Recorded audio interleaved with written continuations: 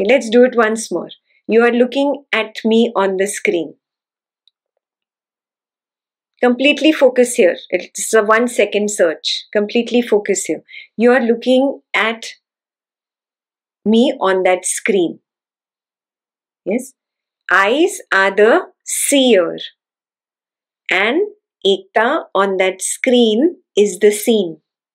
The computer screen is the scene. Eyes are the seer. Is the first step clear? Now recognize there are thoughts about whatever you are seeing, about what Ekta is seeing. Can you recognize the thoughts? The mind? Yes. So the mind is the seer and the eyes as well as this computer screen is the scene. Do you get this? Yes. Do you recognize who said yes, I get it, no, I don't get it? That is the mind.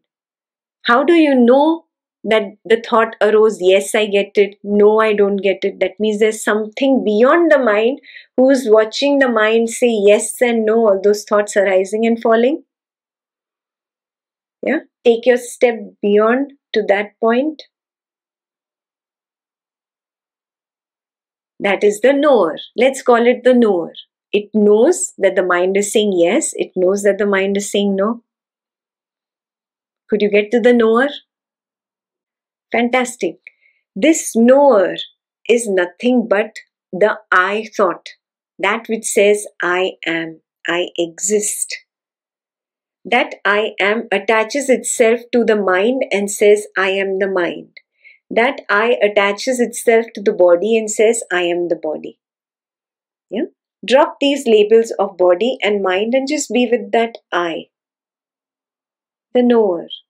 Can you sense it? Can you recognize it? You can never turn back and look at it. It's just there. You can just sense the knower. Yeah? When it is knowing something, then only it is the knower. The point comes when there is nothing to know. Sometimes when you just have an afternoon nap, yeah, you go to sleep, there's nothing to know.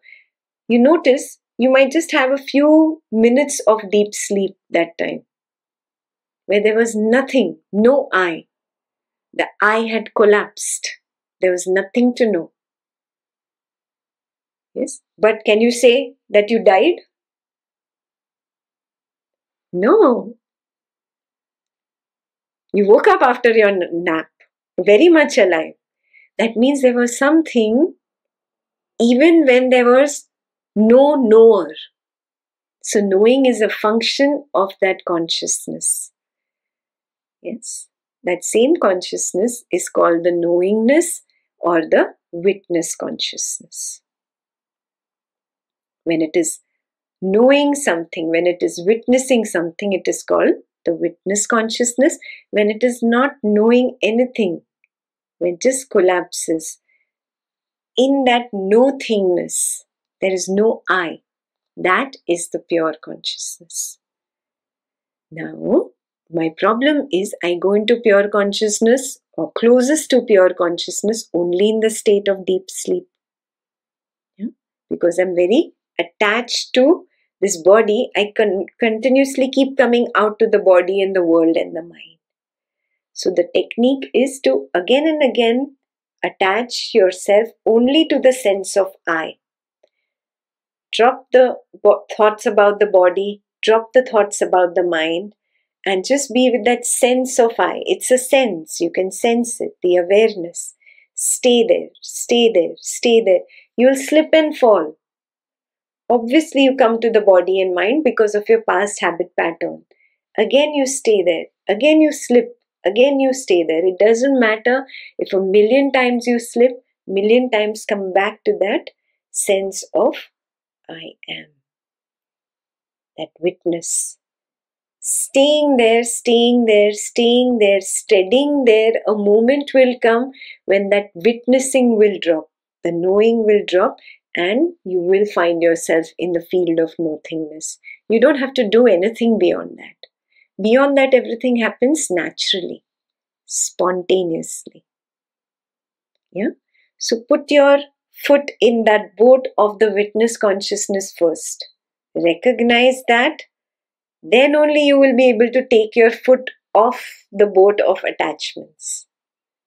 Yeah, just like you get the offer to join a new company, then only you let go, you resign in the old company, no? That's the tendency of the mind. Advaita Vedanta understood this tendency of the mind, and that is why gave you the destination right in the first go. Yeah? Now that you know the destination, you put your foot in, you become comfortable. Yes, this is my journey. Now you can take the foot off from the other boat, which means what? Don't give importance to the thoughts of the body and the mind. Whenever they come up, I recognize, oh, it's just another dream thought. Anyway, this is a dream world. I have spent 20, 30, 40, 50 years in this dream world. I have tried to secure myself in money and relationships and wealth and name and fame and power and politics, and I have not found true lasting happiness. Maybe I'm looking in the wrong place, no?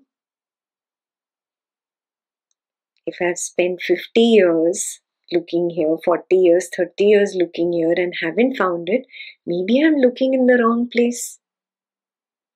Maybe I should change my direction. So let me just stay as the witness consciousness. I have put my foot in this boat.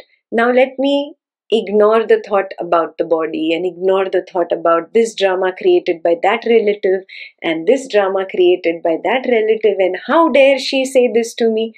All story of the mind. Drop, drop, drop. Stay, stay, stay. That is the only way. That is the only way to be able to let go of the attachments. In fact, you will not have to let go. They will drop. Automatically, they will drop. That doesn't mean you will stop caring for your child or stop caring for your spouse or not take care of your parent. In fact, you will be the first one to take care of them even better than the others, because everybody else gets traumatized the moment there is an explosive situation, a difficult situation. They can't deal with it. But because you have learned to ignore those thoughts of the mind and just stay as the witness, your action will be a perfect action for the benefit of your relative. Yes? You will be able to function even better than before. Why? Because I'm not bothered about my ego getting hurt by this person and that person and blah, blah, blah, blah of the mind. I don't give it any more importance.